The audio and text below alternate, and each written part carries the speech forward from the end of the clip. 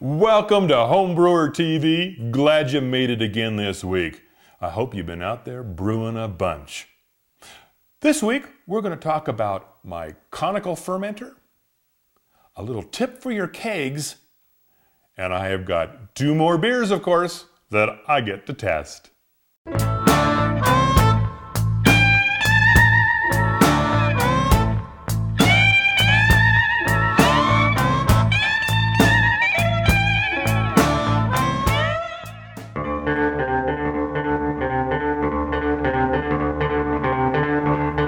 For many years, I used plastic fermenters as my major form of fermentation, and I really liked them.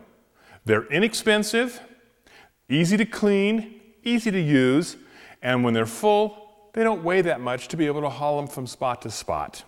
So these worked out really great. But I have to share with you, a number of years ago, my honey went and bought me my new lovely fermenter, a Conical fermenter. All stainless steel, and I absolutely love using this fermenter. But I thought I'd share with you what I love about it, what I hate about it, and what I might look for if I buy another one. One feature that is on this fermenter that I absolutely love, and my next fermenter will have this, are tri-clamps. It's a way of attaching valves to the fermenter. Another thing about this fermenter that I absolutely love is the 1.5-inch butterfly valve at the bottom. With this, I'm able to dump trub. Then I can even collect my yeast. And because it's an 1.5-inch valve, it is so easy it doesn't plug up. One other thing I really like is with the tri-clamps, I'm able to slightly loosen it so that I can move my racking cane down or up, and I have arrows here to tell me exactly where I'm going. So I can start off by emptying this into my keg with clear wort, and as it gets down toward the bottom, I can gently rotate down until I just start to see a little bit of yeast happening, and I know I'm to the max that I'm going to get. Another feature with my fermenter that I really like are its legs. I like having this fermenter up at a decent height. Plus, if you'll notice, the bracing at the bottom of the legs allows for a simple hand truck to fit right in, and now I can lift it up and move it out. Now, I'm sure you're wondering, what could I possibly not like about this gorgeous Conical fermenter? Well, I'm going to tell you about that now. One of the things that I really dislike about this is the way the lid is held on. It's held on with this cross brace, and it drives me crazy. You can tighten it down, but it just never seals as well as I would like it to seal. Plus, it ends up crunching the fermenter down in its holder. It wants to tilt sideways then, and I don't like it. So I would find one that does not have this silly brace to hold the lid. I want to get rid of this. So what I want is I'd love to have a system that had a clamp that went around the entire thing with a good seal inside, that once it's clamped, now that fermenting lid is there and it's sealed well. Something else I really don't like is I only have a single opening in this lid. Obviously, to release the CO2 as the fermentation goes on. But it's not very big, as you can see. My thumb just barely fits through. So, once I close this up with my fresh wort, I have to pour my yeast through this hole. I don't like that. I want a bigger hole. I want maybe a 3-inch hole or so that when I open it up, I can pitch my yeast and I can also dry hop through that same opening without worrying about having to lift the lid off. So I would add another hole. I would also make it a domed lid. And the reason I would do that is it makes it a sturdier unit in general. This flexes. A dome lid is not going to. The seals are going to therefore be better. Anything else I would do with this? Yes. I would like to be able to pressurize this when I transfer my wort, actually it'd be my fermented beer, into my keg. That way I don't have to worry about the air just coming in and any contact with oxygen, and it would make things, to me, a lot easier.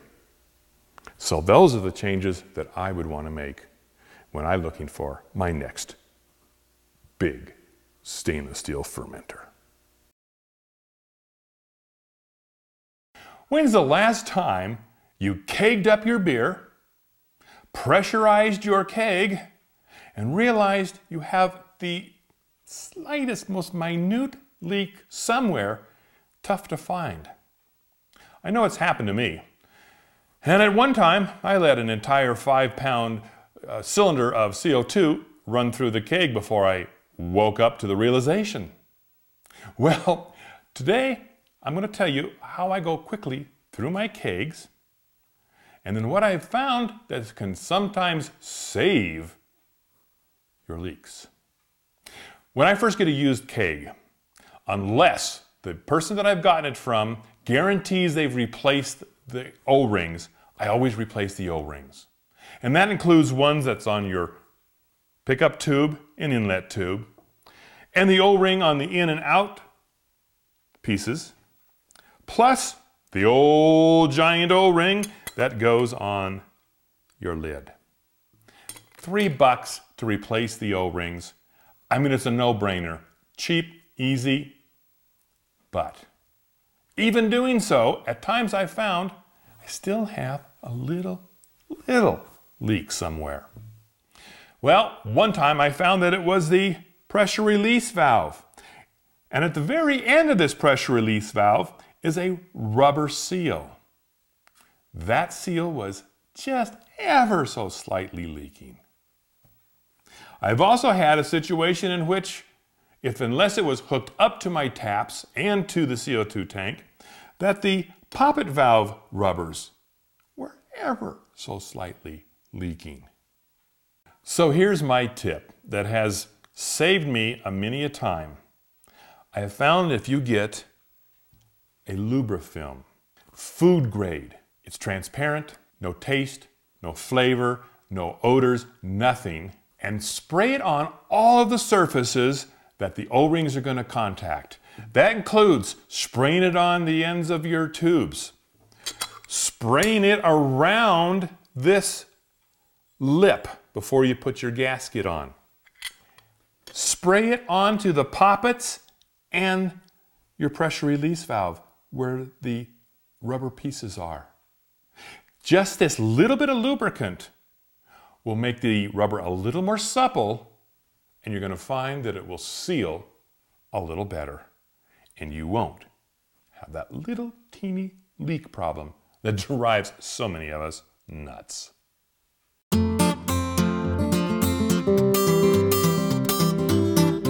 We have two very different beers to try this week.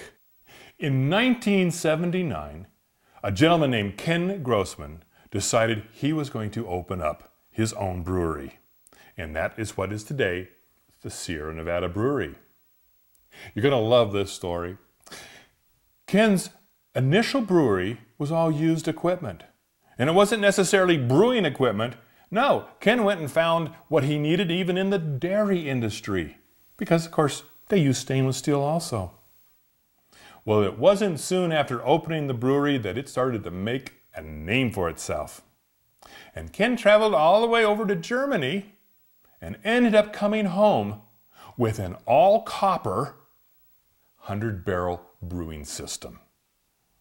Well, believe it or not, they outgrew that system, and they hired the same craftsman to make another complete copper brewing system for them. Sierra Nevada has made a name for themselves throughout the United States, and today we're going to be trying their Autumn Brown. And as you can see, it's a beautiful color. Oh, Lovely head. And it's a delightful beer. One of the things I think Sierra Nevada is most known for is their beers are hoppy. So if you're a hophead, you just love Sierra Nevada beers. It has a lovely floral fragrance. You saw how beautiful the head was. And I'm not a real hop person, but the balance of hops with the malt in this one is delightful. I personally don't care much for their IPA, but I certainly would drink their Autumn Brown again. You might want to give that a try. Our second beer we're going to try is from clear around the world into Belgium. And it's a Trappist ale. And a Trappist ale is basically an ale that is controlled by the exact designs of the monks that originated this. And they still are producing it today. Let's get this baby open and have a taste of it. Oh, it's already excited itself. You can see it is much lighter. It is a lovely pale ale. You'll also notice that it is not clear. It's unpasteurized, and its filtering is only done before fermentation. So it has a bit of cloudiness to it. Oh, the smell is magnificent. I tell you, the malts are just heavenly. Wow.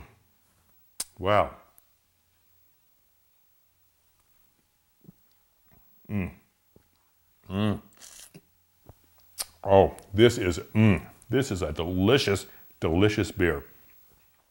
The hops are just perfectly balancing the malt. It is, I'm excited. So now, the Sierra Nevada has an IBU of about 35 and an alcohol content of about 5.5%. The Trappist, I have no idea what the IBUs are in it. I couldn't find out. But I do know it's a 9% alcohol, and it is delightful. I think you'll find both beers to be very good. And as far as I'm concerned, I'm going to give Sierra Nevada 2 thumbs up. I'm going to give the Trappist Belgium 3 thumbs up. Delicious beer, but both of them are very good. Give them a try. I think you will enjoy them. Well, I hope you enjoyed this week's show. I know I certainly always enjoy sharing my time with you. And please, leave your comments in the comments box below. Click on the word comments. It'll let you in. So get out there, brew some more, and let me know how it goes. We'll see you next week.